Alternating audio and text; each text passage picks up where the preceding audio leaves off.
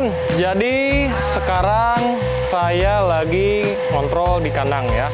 Nah, kebetulan ini bulan Ramadan atau bulan puasa, jadi untuk kegiatan di kandang pun tidak banyak ya, kita hanya fokus untuk merawat di kesehatan ayam dan untuk kebersihan. Nah, karena di bulan Ramadan perawat ayam itu lebih banyak waktu luangnya, jadi kita ya kegiatan bersih-bersihin piala seperti ini, bersihin area geber, nanti semualah kita bersihin, kita rapi-rapi aja ya, karena di bulan Ramadan kita fokus ibadah puasa. Masih pada puasa? Puasa kedua. Oh masih ya. Jadi saya kasih challenge juga buat anak-anak yang puasanya tamat itu sehari saya kasih 50.000. Jadi udah belum pada bolong ya, masih pada puasa. Nah, jadi di karpet ini biasa kan banyak kutu ya. Nah, ini karena karpetnya tebal tuh, banyak kotoran kutu, jadi kita harus menggunakan vakum. Dan vakumnya pun harus yang high pressure ya. Nah, jadi ini adalah piala-piala hasil kejuaraan ya. Sana juga nanti kita bersihin. Itu kita di atas ada sertifikat ayam-ayam yang lama ya. Yang dari Thailand tuh.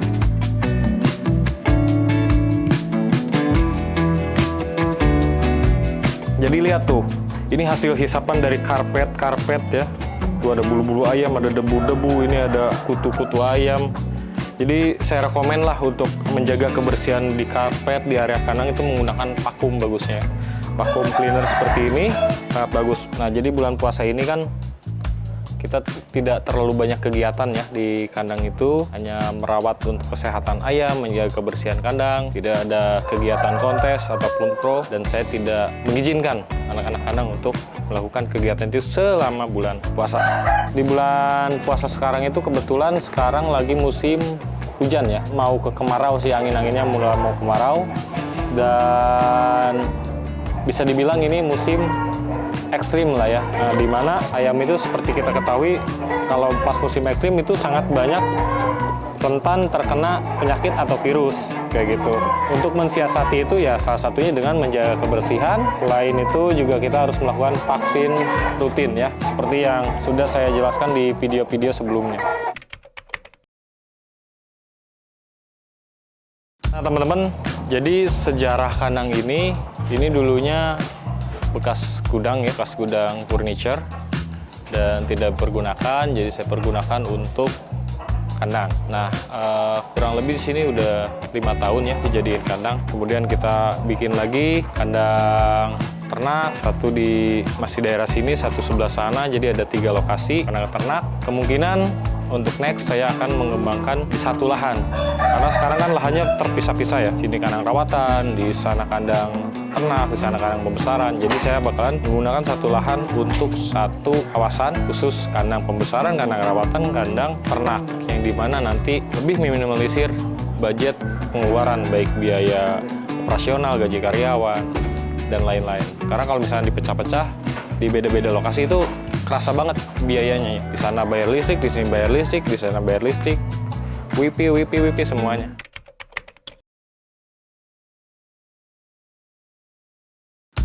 Nah, mungkin buat teman-teman yang pengen tertarik pelihara hewan atau ayam hobi ini, bisa juga teman-teman, tapi teman-teman harus memperhitungkan biayanya berapa ya. Misalkan teman-teman hanya ingin sekadar hobi aja untuk kita sendiri, satu orang itu maksimal, kalau saya pribadi itu satu orang bisa merawat sampai 4 ekor, itu untuk perawatan rumahan. Tapi kalau misalnya untuk kandang ya 10 ekor is oke lah, yang penting kita masih bertenaga dan masih kuat untuk merawat 10 ekor itu. Terus untuk biaya kandang pembuatannya berapa? Nah, kita kasih contoh ini kandang ya. Ini pembuatan kandang box seperti ini dulu saya borongin ke tukang ya. Untuk per kotaknya itu ini dihitung kalau nggak salah 750.000 per kamar. Jadi ini kalau misalnya nih satu gini kalau nggak salah 3 juta ya. Terima beres, terima jadi 3 juta. Kandang kotak seperti ini tanpa atap ya. Kalau misalnya sama atap kurang lebih 5 juta lah. Ini hanya untuk kandangnya aja, belum isinya. Isinya taruh ya, tergantung harga, tergantung ada 1 juta, 2 juta, 3 juta, bahkan yang lebih. Itu disesuaikan lagi sama kemampuan kantong masing-masing.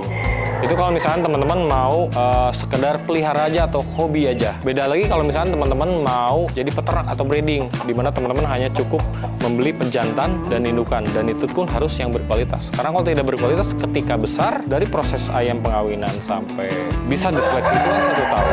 Nah kalau misalkan 1 tahun kita tunggu sia-sia, hasilnya tidak sesuai, kan itu malah rugi makin banyak. Semua ada minus plusnya, baik buat teman-teman yang hobi aja, yang hanya pelihara ayam jantannya aja, hanya untuk hobi aja.